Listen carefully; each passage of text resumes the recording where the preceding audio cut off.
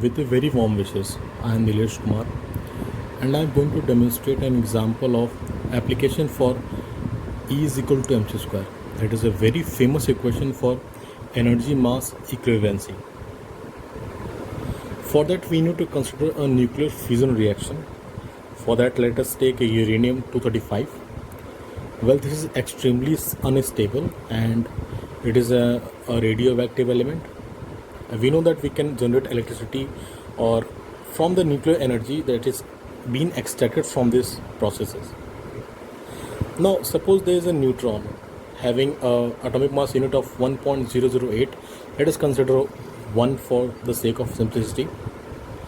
Now when the neutrons get bombarded over the uranium, it becomes uranium 236. Now uranium 235 is already very unstable and uranium 236 is highly unstable. It suddenly breaks into krypton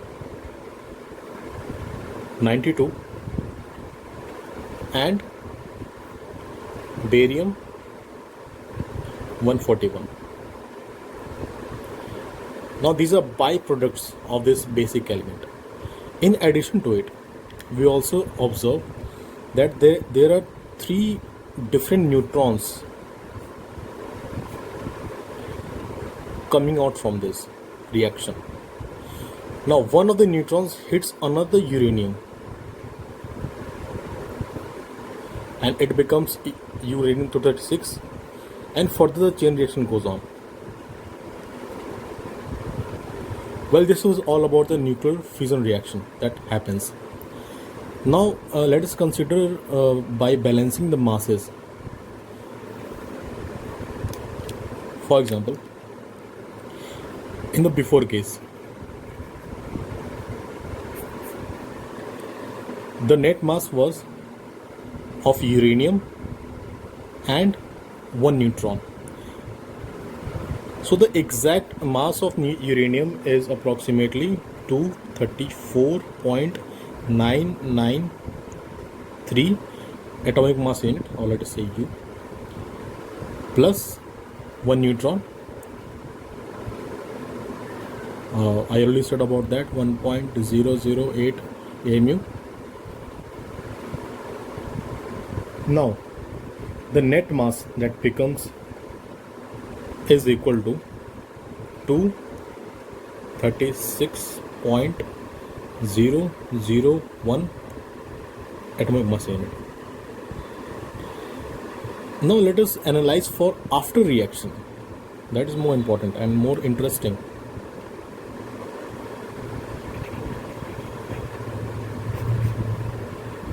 Now we have this uranium, the byproducts are krypton, barium and these 3 neutrons. Well, the exact mass of krypton is, this is krypton, capital K. It has a mass of 91.905 AMU plus this barium exactly having mass of 140.883 AMU plus these 3 neutrons, that is 3 into 1.008 AMU. Well, on solving this, we get 235.812 AMU. Well, it is quite clear that the mass before is larger and the mass after the reaction gets lower. By what magnitude? So when we differentiate it, that is the leftover mass is mass uncertified, or mass we can say that it is not known by now. It is approximately delta mass, let us say delta mass 0.189 when we subtract it exactly. So this, I'm really sorry for that. This is the actual mass which gets converted into energy. Now we have to understand that how this mass gets converted into energy, and we required our famous equation, that is E is equal to mc square.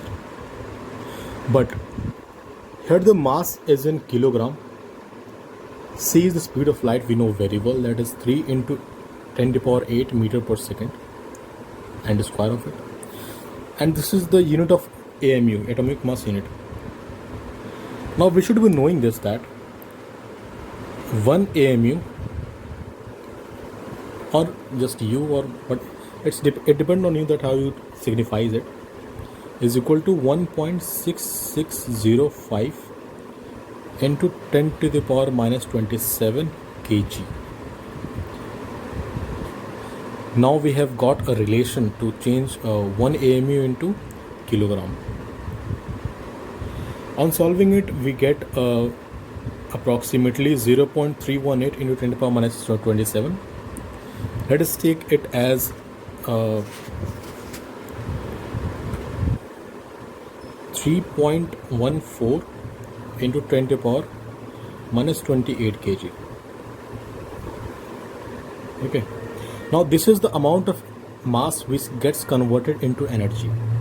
Putting in the E is equal to mc square, the energy that we get is 3.14 into 10 to the power minus 28 kg into the square of the speed of light, that is 3 into 10 to the power 8 meter per second, and the square of it. Well, on solving this, we get 2.83 into 10 to the power minus 11 joule. Now this has already been solved equation before making this video.